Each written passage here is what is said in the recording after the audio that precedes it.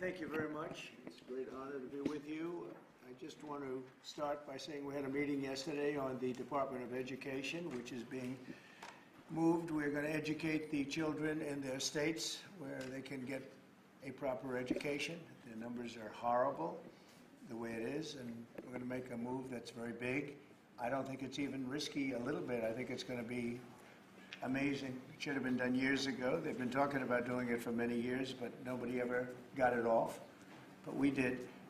And there was great excitement and great acceptance of it by almost everybody, including a lot of Democrats, actually. I do want to say that I've decided that the SBA, the Small Business Administration, headed by Kelly Loeffler, who's a terrific person, will handle all of the student loan portfolio. We have a portfolio that's very large, lots of loans, tens of thousands of loans, pretty complicated deal. And that's coming out of the Department of Education immediately, and it's going to be headed up by Kelly Loeffler at SBA, and they're all set for it. They're waiting for it, and it'll be serviced much better than it has in the past. It's been a mess. And also, Bobby Kennedy, the Health and Human Services, will be handling special needs and all of the nutrition programs and everything else. Rather complex, but that's going to be headed by and handled by Health and Human Services.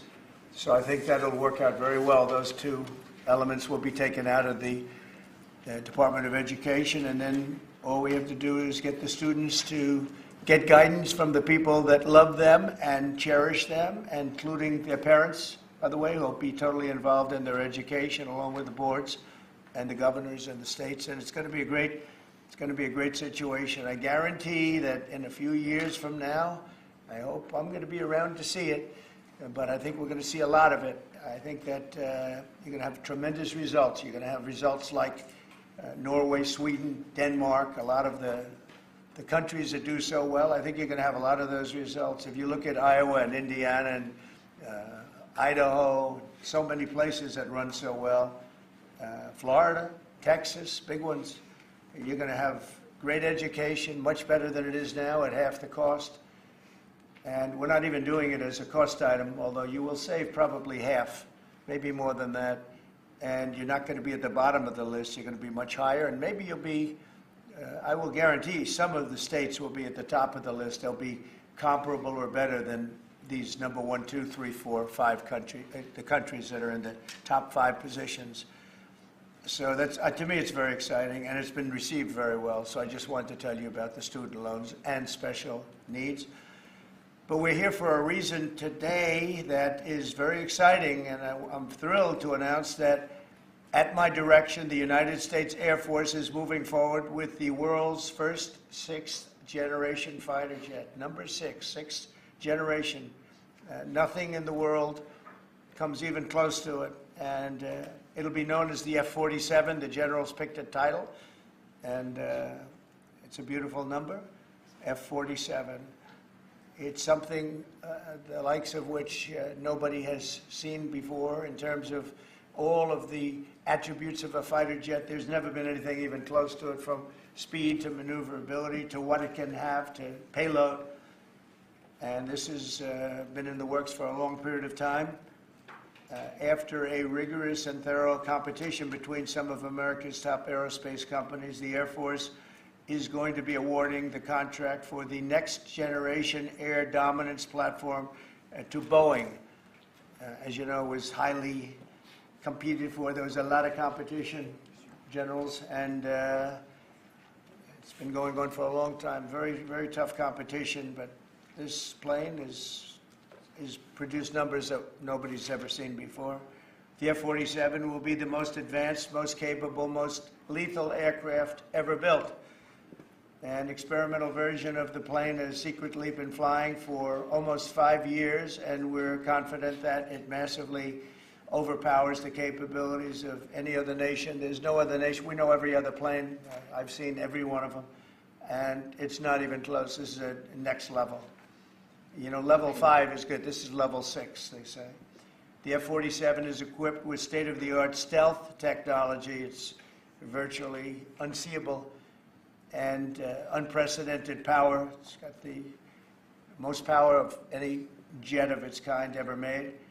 Maneuverability, likewise, is there's never been anything like it, despite the power and speed. Its speed is top. So over 2, which is something that you don't hear very often. America's enemies will never see it coming. Hopefully we won't have to use it for that purpose, but you have to have it. And if it ever happens, they won't know what the hell hit them. A new fleet of these magnificent planes will be built in the air during my administration over the next couple of years. It's ready to go. They've already built much of what has to be built in terms of production, including the sheds. We'll ensure that the USA continues to dominate the skies. We've given an order for a lot. We can't tell you the price because it would give way to some of the technology and some of the size of the plane, good-sized plane. This contract also represents a historic investment in our defense industrial base, helping to keep America at the cutting edge of aerospace and technology. Our allies are calling constantly. They want to buy them also, and certain allies will be selling them, perhaps toned-down versions. We like to tone them down about 10%, which probably makes sense because someday maybe they're not our allies, right? But I would like to ask Secretary Hegseth, who's doing a fantastic job. He's really been very inspiring in so many ways, and I must say that before he speaks, we have had record people wanting to join our military in the last 2.5 months, literally since this, I think probably since the election, November 5th, but especially since we came to office and since I announced Pete. He's young, he's smart, he's strong, he loves it, and they love him. But we've had record numbers of people wanting to join our military. Now, if you go back 6 months, it was the exact opposite. You had record numbers of people not wanting to join the military. Now you have record numbers of people wanting to be in our military, and that's a great honor. That shows you we're really on the right track. So, Pete, maybe you'd say a few words. Sure. Please. Well, Mr. President, this is a big day. This is a big day for our warfighters. This is a big day for our country, a big day in the world. The name of this program is the Next Generation of Air Dominance. And Mr. President, because of your leadership, your clarity, America is going to have generations in the future of air dominance because of this 6th generation fighter. We've had the F-15, we had the F-16, the F-18, the F-22, the F-35. Now we have the F-47, which sends a very direct, clear message to our allies that we're not going anywhere, and to our enemies that we will be able to project power around the globe unimpeded for generations to come. Mr. President, this is a gift to my kids and your kids, to my grandkids and your grandkids. This is a historic investment in the American military, in the American industrial base, in American industry that will help revive the warrior ethos inside our military, which we're doing, rebuild our military, which the previous administration did not do, by the way, Mr. President. They paused this program, and we're prepared to potentially scrap it. We know this is cheaper, longer range, and more stealthy. President Trump said we're reviving it, and we're doing it. And then we are also going to reestablish deterrence. Under the previous administration, we looked like fools. Not anymore. President Trump has reestablished American leadership. The F-47 is part of it. And Mr. President, thank you for having the courage to do it and leading the way for all our warfighters. Thank you very much, Pete. One of the things I will say, but the generals are going to speak in just a couple of seconds, but this plane flies with drones. It flies with many, many drones, as many as you want, and it's a technology that's new, but it doesn't fly by itself. It flies with many drones, as many as we want, and that's something that no other plane can do. So I'd like to introduce, if I might, Air Force Chief of Staff General David Alvin, and also General Dale White, two incredible people that I've known over the years, but I got to know them really well over the last few months. And would you say a few words, please, General? Thank you very much, Mr. President. Mr. President, Mr. Secretary, thank you so much for your unwavering commitment to our military. I will say this is a big day. This is a big day for our United States Air Force as well. You know, air dominance is not a birthright, but it's become synonymous with American air power. But air dominance needs to be earned every single day. And since the earliest days of aerial warfare, brave American airmen have jumped into their machines, taken to the air, and they've cleared the skies. And whether that be clearing the skies so we can rain down destruction on our enemies from above, or we can clear the path for the ground forces below. That's been our commitment to the fight, and that's really been our promise to America. And with this F-47 as the crown jewel in the next generation air dominance family of systems, we're going to be able to keep that promise well into the future. I also want to thank everyone from industry and within government, our engineers, who have worked tirelessly on this program to bring it where we are right now today. This shows that American talent, American skill, and American determination are second to none, because this platform is second to none. So we believe that this provides more lethality, it provides more capability, more modernized capability in a way that is built to adapt. This, along with our collaborative combat aircraft the President talked about with drones, this is allowing us to look into the future and unlock the magic that is human-machine teaming. And as we do that, we're going to write the next generation of modern aerial warfare with this. This enables us to do this. The manner in which we put this program together puts more control in the hands of the government, so we can update and adapt at the speed of relevance, at the speed of technology, not at the speed of bureaucracy. This is more Air Force. This is more options for the President. We say as our mission in the United States Air Force is to fly, fight, and win air power anytime, anywhere. If you want to go anywhere, you have to have a platform that gets you anywhere. This provides the President options from the very one end, which is a quick response, and then we can get right back into fighting stance without having to deploy troops that are going to take maybe months and cost more lives. We can be back in fighting stance, and maybe we restore that deterrence. All the way to decisive victory as part of a joint force that is the most lethal and capable military ever known in history. That's what we provide now, and this allows us to provide it into the future. It's more deterrence, more capability. It's what peace through strength looks like into the future, Mr. President. And so we're very proud to do that. And all we can say is, on behalf of the United States Air Force, let's deliver. Thank you very much. Thank you, General. Would you like to say something? No, sir, I'll just double down what the chief said. He knows what to do. This is a generational He knows leap. who the boss and is. That's exactly right. Air superiority is what it's all about, and this is what we'll deliver. That's great. Thank you very much. Great job. We've worked together long and hard on this, and this was a big secret. In fact, we don't show too much of the plane for that reason. You see what we show? You see how beautiful that is, but that's just a very small part of it. Sir. I wasn't surprised. I was wondering how much are you going to show when they came in with that. You see a wheel in the front? That's about it. Any questions? Mr. President President, Trump, Peter? is 80,000 pages of documents is a lot to sift through. Yeah. Can you just tell us who killed Kennedy? Well, you know, I was given the task of releasing that because many presidents have gone through it and they haven't released. And I said, release. We even released Social Security numbers. I didn't want anything deleted. They said, sir, what about Social Security? People long gone, but they're long gone, so I can't imagine. But I said, if you don't delete it, if you do delete it, we have people are going to say, why did you delete it? There's something in there. So we gave Social Security, we gave everything. And the rest is for you to look at, Peter. You're going to see whether or not you see anything. But we've given it. We're doing it with Dr. Martin Luther King, too. They're preparing all of that. They're going to release everything. And whoever else they want. I mean, you know, we have nothing. We really have nothing to hide. We shouldn't have. You know, when a lot of time goes by.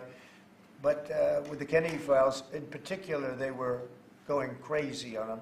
I don't think there's anything that's earth-shattering, but you'll have to make that determination. In those, you know, it's 80,000. It's actually 88,000, and we have some additional things, as you know, come out today.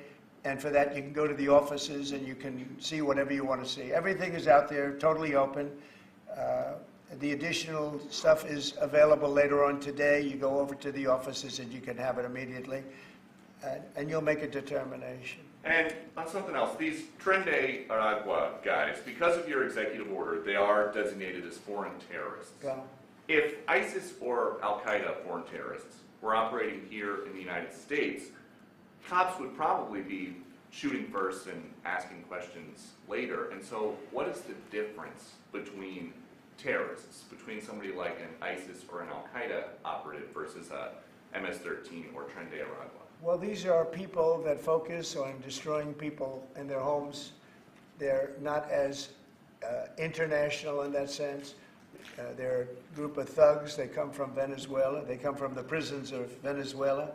They're very, very dangerous people, but they didn't look so dangerous when the guards took care of the situation from El Salvador. And I want to thank the president. He's a friend of mine.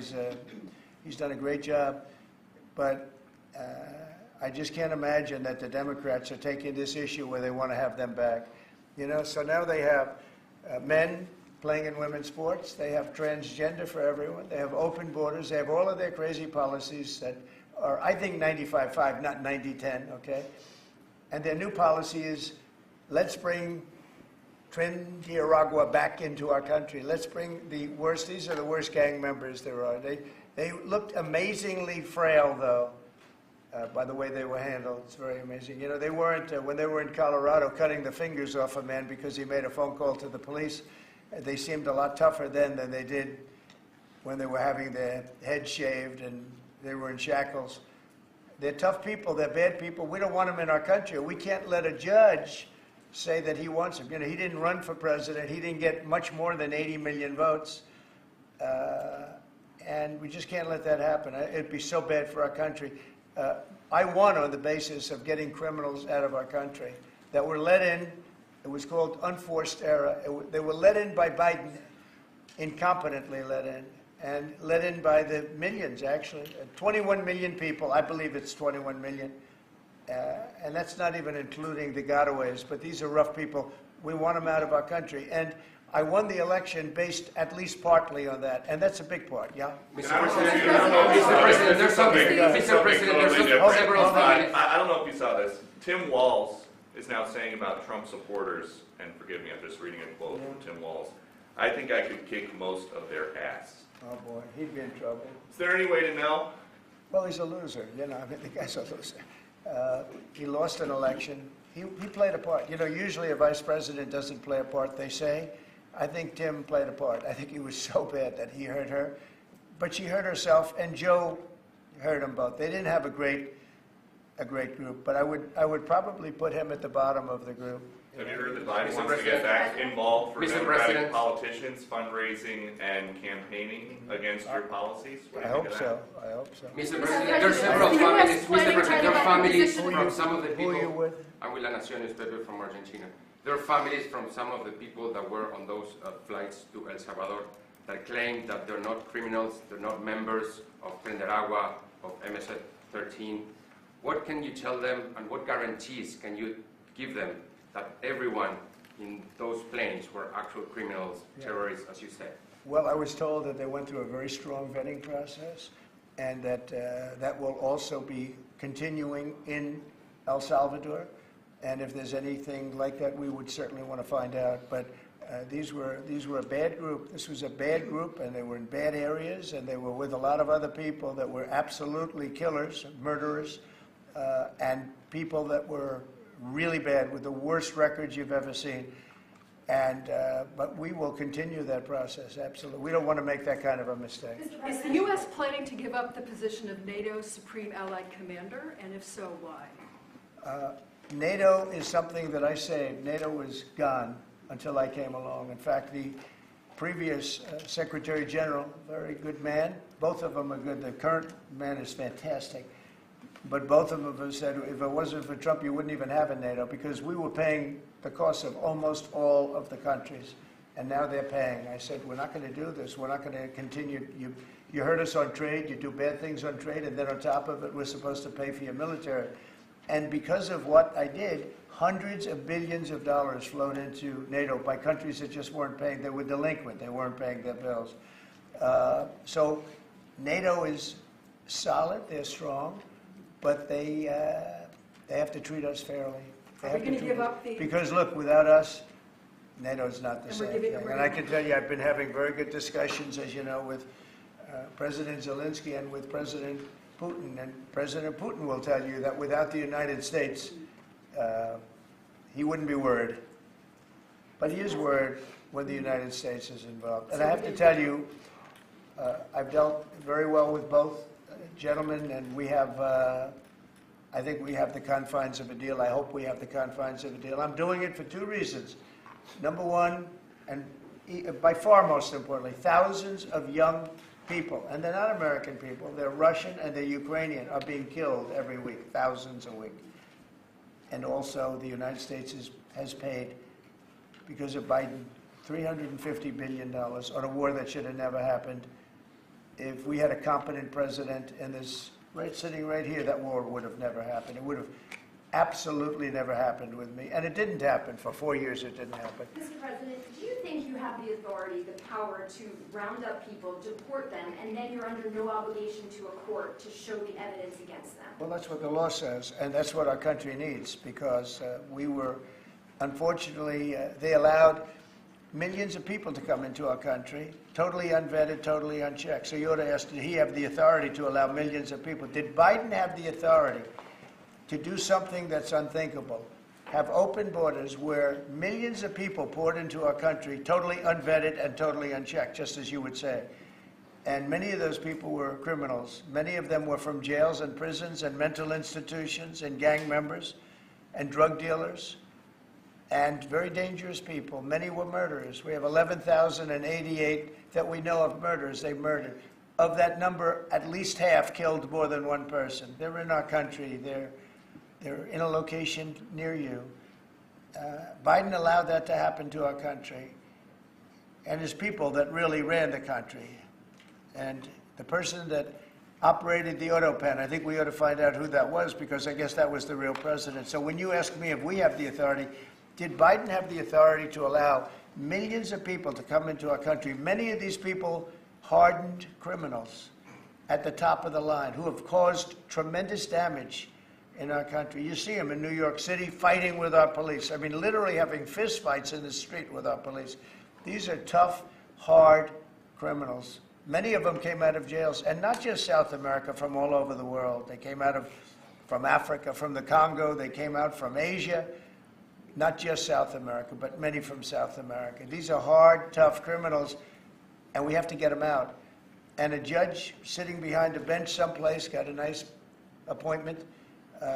You can't take that away from the people that are responsible. Now, in this case, Marco Rubio has a lot of big decisions to make, and he's a fantastic person, a great man. I think he'll be our best. I think he has a chance to be our best Secretary of State. He's been doing incredibly. He works so hard. He's gone to so many different countries already, and he's got the authority to get bad people out of our country. And you can't stop that with a judge sitting behind a bench that has no idea what goes on, who happens to be a radical left lunatic. Do you think the judiciary... You guys today are denying this New York Times report that Elon Musk was going to be shown a 20 to 30 page presentation about a theoretical war plan against China. Why not just show it to Elon? Because I don't want to show it to anybody. You know, you're talking about a potential war with China. Now, I deal with these people all the time, and I'm dealing with Pete. I'm dealing with these gentlemen on numerous different airplane purchases, and I think they're all going to be great. But I don't want other people seeing, anybody seeing potential war with China. We don't want to have a potential war with China, but I can tell you if we did, we're very well equipped to handle it. But I don't want to show that to anybody. But certainly you wouldn't show it to a businessman who is helping us so much. He's a great patriot. He's paying a big price for helping us cut costs, and he's doing a great job. He's finding tremendous waste, fraud, and abuse. But I certainly wouldn't want, Elon has businesses in China, and he would be susceptible perhaps to that. But it was such a fake story. The New York Times is just as fake as CNN and MSDNC. And anybody read that story, people laughed at that story. Who would do such a thing? And the first thing I did is I called Susie and I called Pete. I said, is there any truth to that? And they said, it's ridiculous. No, he's over there to talk about costs. You might want to address that, Pete. But Elon was over there today to address costs. Doge. thing called Doge, which you've heard about. Pete? That's exactly right, Mr. President. You pointed out it was a fake story. We pointed out it was meant to sort of undermine whatever relationship the Pentagon has with Elon Musk. Elon Musk is a patriot. Elon Musk is an innovator. Elon Musk provides a lot of capabilities our government and our military rely on, and I'm grateful for that. We welcomed him today to the Pentagon to talk about Doge, to talk about efficiencies, to talk about innovations. It was a great informal conversation. The rest of that reporting was fake. There was no war plans. There was no Chinese war plans. There was no secret plans. That's not what we were doing at the Pentagon. I might add that I think Elon, if they ever wanted to do that, I think Elon wouldn't do it. I think he wouldn't do it. He wouldn't want to put himself in that position. But if you read what's out of the New York Times, it's such a dishonest newspaper. It's such garbage. It's, it used to be called all the news that's fit to print. Well, it's all the news that's not fit to print. They have fake sources, or they don't have sources. I think they make most of it up. But this was a made-up story by the New York Times. I call it the failing. It's a failing newspaper. It's failing. And they shouldn't do that. They really are the enemy of the people. And something else. We do need honest journalism in this. We've made such big strides over the last 2 months, but we just need honest journalism, and we don't have it. When you have a CNN, you have to watch these people every once in a while just to see where they're coming from, and it's so dishonest. MSNBC is, I think, probably worse, and they're both doing horribly in the ratings. I think they're going to be turned off. I don't think, they're not doing any ratings. You're doing well in the ratings. Thank you. I'll pass that along. I understand that your trade rep is meeting their Chinese counterpart next week. Yes. Is there anything that they can do to stop April 2nd or to roll back the tariffs that you put on China already? Well, we can talk, but basically, I call April 2nd. I would have made it April 1st, but I didn't want to be April Fool's Day because then nobody would believe what I said, and they do believe me. April 2nd is going to be Liberation Day for America. We've been ripped off by every country in the world, friend and foe. We've been ripped off on trade. We've been ripped off on military. We protect people, and they don't do anything for us. It's just so unfair for years and years. And now some of that money is going to be coming back to us in the form of tariffs. Tens of billions. It's going to be numbers like nobody's ever seen. So NVIDIA announced today, you saw that, hundreds of billions of dollars of investment. The biggest chip maker in the world announced hundreds of billions of dollars of investment. Hundreds of billions, not millions, but billions. They're all coming here. Apple just announced $500 billion worth. They're going to build plants here. They built their plants in China. They're going to build them here. And they're starting immediately. We have investment, the likes of which this country has never seen, already announced.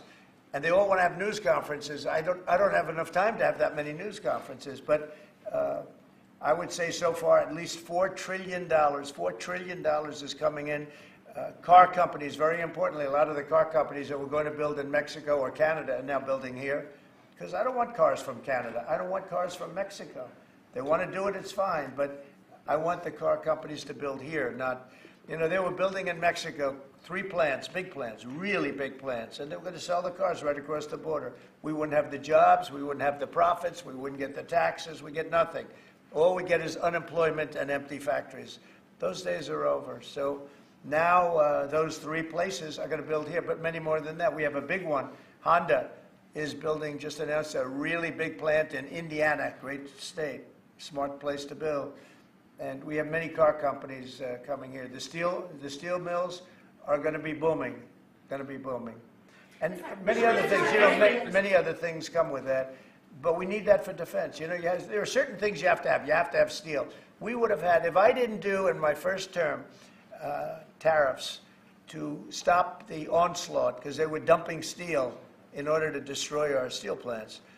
If I didn't do 50% and even 100% in certain cases tariffs on steel, you wouldn't have a steel plant in the United States. And Biden was unable to get rid of those tariffs because they threw off so much money that his numbers, which didn't work anyway because his numbers were terrible, what he did, the way he spent money was so horrible, and what he allowed to happen to energy. That's the other thing. Energy is going to be like it's never been before. Mr. Vice President is here. If you have do you have anything to say while you're here? He's a very good Vice President. I'm just here to watch the show, sir. Okay. I think airplanes are pretty cool, so I wanted to check this out. It is cool. Mr. You should take off the trade war at this point, though. Well, I'll be speaking to President Xi. I have a great relationship with him. We're going to have a very good relationship. But we have a $1 trillion deficit because of Biden with President Xi. More than that. I mean, I've heard $1.2 trillion. We have a deficit. And I've explained that to President Xi. We also have a problem where he's allowing fentanyl to be sent into Mexico and then cross the border and, killing. I think the number is much higher than the 125, 115 I think it's closer to 300,000 people a year. And so that's a problem. But they have a tremendous surplus against the United States, and we don't want that. Mr. President, why do you control Ukraine's power A number of industries have come to you asking for exemptions on tariffs. Is that something that is under consideration by you? Well, people are coming to me and talking about tariffs, and a lot of people are asking me if they could have exceptions. And once you do that for one, you have to do that for all. So, I mean, generally, I did something interestingly during 2 weeks ago. I gave the American car companies a break because it would have been unfair if I didn't. And everybody said, oh, he changed his mind on tariffs. I didn't change my mind. I helped our, sort of big three, big four. I helped some of the American companies. And instead of taking it properly, they said, oh, he changed it. I don't change. But the word flexibility is an important word. Sometimes there's flexibility, so there'll be flexibility. But basically, it's reciprocal. So that if China's charging us 50% or 30% or 20%, and I don't mean China, I mean anybody, any country, Canada. Nobody knows that Canada's charging our dairy farmers. They have 270% tariffs. Nobody knows that. Nobody knows that. They have up to 400%. They have a couple of tariffs at 400%. Nobody knows that. Nobody talks about that. And remember, with Canada, we don't need their cars, we don't need their lumber, we don't need their energy, we don't need anything from Canada, and yet it costs us $200 billion a year in subsidy to keep Canada afloat. So when I say they should be a state, I mean that. I really mean that. Because we can't be expected to carry a country that is right next to us on our border. It would be a great state. It would be a cherished state. The taxes for Canadian citizens would go down in less than half. They don't spend money on military because they think we're going to protect them. There are many things that they do, like icebreakers. They want us to provide icebreakers for them. Oh, that's wonderful. So the Canada, they're very tough traders too. I want to just tell you, of all the people, they're tough traders. They trade very tough. And, the expression I use is, some people don't have the cards. I used that expression about a week and a half ago, right? Somebody was negotiating who didn't have the cards, who's now, I think, saying that he wants to do it, and I think we're going to have a big deal on that very special something. We got to make a deal on that. But Canada has been a very nasty negotiator against the United States, took advantage of the United States for a long time. But nobody knows that they were getting 270% tariffs on dairy products. Mr. President, I don't think I've heard you say this in all of the talk about Canada becoming the 51st state. Are you concerned that if they became the 51st state, they would be a very, very blue state? Very, very big and very, very blue. No, there might be, but it would, you have that artificial line that goes, that straight artificial, that looked like it was drawn by a ruler. Somebody with I don't mean a ruler like a king, I mean like a ruler, this way. And it's just an artificial line that was drawn in the sand or in the ice. And can I tell you, Peter, just, you add that to this country, what a beautiful landmass, the most beautiful landmass anywhere in the world. And it was just cut off for whatever reason. It would be great. Now, is it liberal? Maybe. But, a conservative, until I got involved, because I don't care who wins up there. I frankly probably would do better with the liberal than the conservative, if you want to know the truth. But just a little while ago, before I got involved and totally changed the election, which I don't care about, probably it's to our advantage, actually. But the conservative was leading against, I call him Governor Trudeau, the conservative was leading by 35 points. So, so I don't know about that. I think Canada is a place like a lot of other places. If you have a good candidate, the candidate's going to win. And I don't know if you've seen this, but the two astronauts that you just helped save from space, they didn't get any overtime pay for all that extra time. They got $5 a day per diem. For 286 days, that is $1,430 in extra pay. Is there anything the administration can do to get them, to make them whole? Well, nobody's ever mentioned this to me. If I have to, I'll pay it out of my own pocket, okay? I'll get it for them. I'll take care of that. I like that. I think that's, I'll pay it right out of my, is that all? That's not a lot for what they had to go through. And I want to thank Elon Musk, by the way, because think if we don't have him. There's only so long, even though they're in the capsule up there, that the body starts to deteriorate after 9 or 10 months. And gets really bad after 14, 15 months with the bones and the blood and all of the things that you've been reporting on very well. And if we don't have Elon, they could be up there a long time. Who else is going to get him? And I just want to thank him. He's going through a lot, what they're doing to him. And these people are going to be caught, and they're going to be caught, and they're going to be prosecuted. And from what they tell me, I see this just by watching your programs and reading the news, but from what they tell me, they could get 20 years in jail, and they'll get it. I'll tell you, there's going to be no leniency, and there'll be no pardons.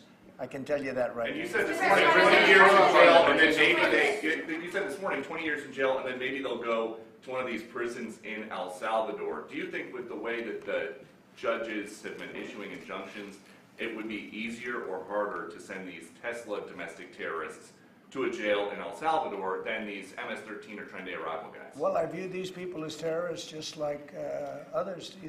When I looked at those showrooms burning and those cars, not one or two, like 7, 8, 10 burning, exploding all over the place.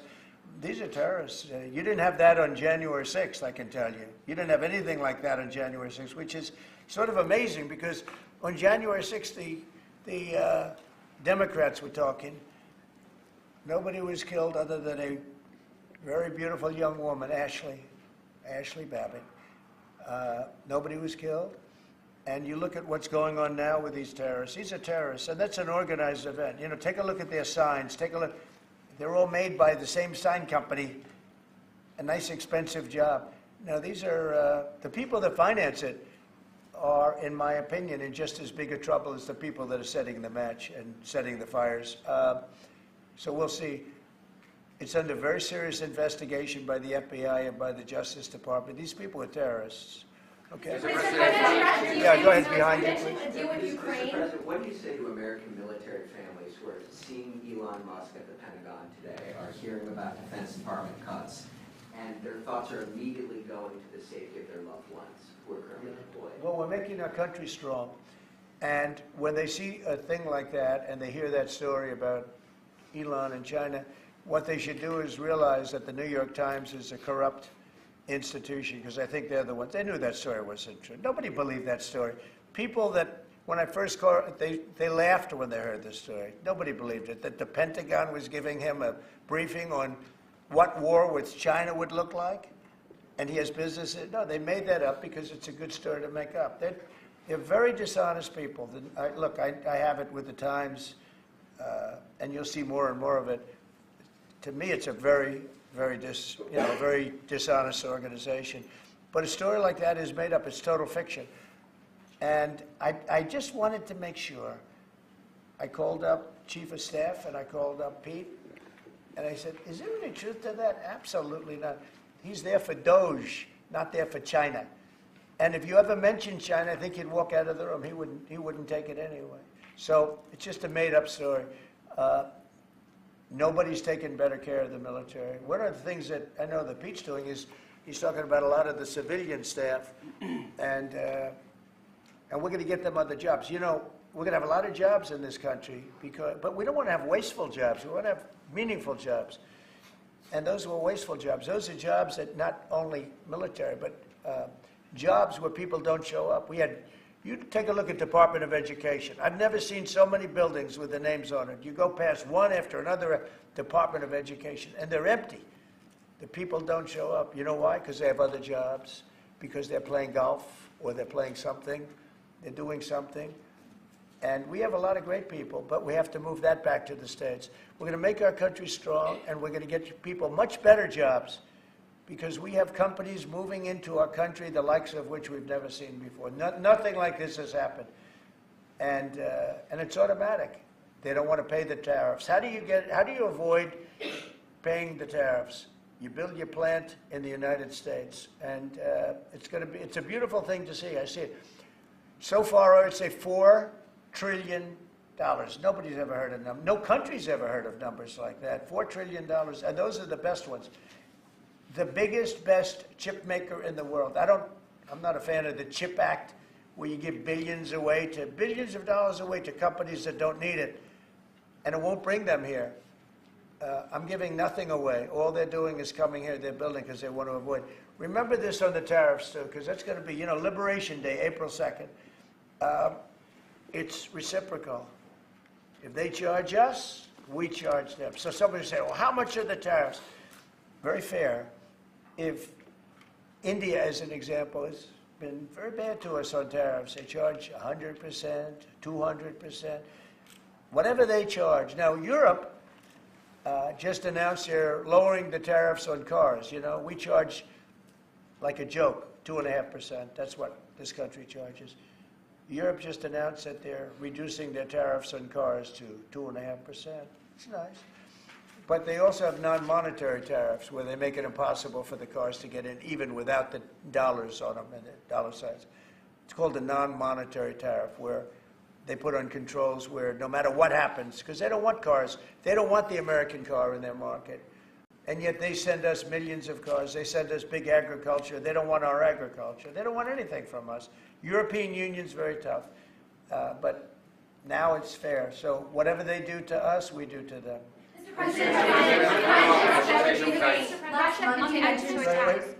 Russia continues to attack Ukraine.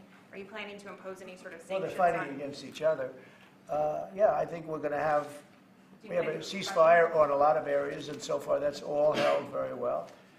And getting that ceasefire, they had a lot of guns pointing at each other. You had some soldiers, unfortunately, surrounded by other soldiers, and they are going to be, I believe we're going to pretty soon have a full ceasefire, and then we're going to have a contract. And the contract's being negotiated, the contract in terms of dividing up the lands, et cetera, it's being negotiated as we speak. What do you say to critics who say that your actions towards law firms amount to coercion? Well, the law firms all want to make deals. You mean the law firms that we're going after, that went after me for 4 years, ruthlessly, violently, illegally? You mean, are those the law firms you're talking about? They're not babies. They're very sophisticated people. Those law firms did bad things. They went after me for years. Russia hoax. All a hoax. It was a hoax. It was Hunter Biden's laptop. It didn't come out of Russia, by the way. It was came out of his bedroom.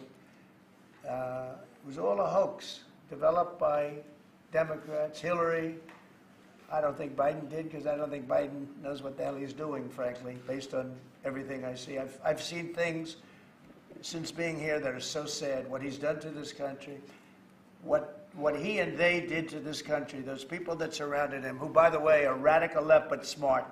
He's not smart. He was never smart. But these are radical left, smart people. They totally controlled him.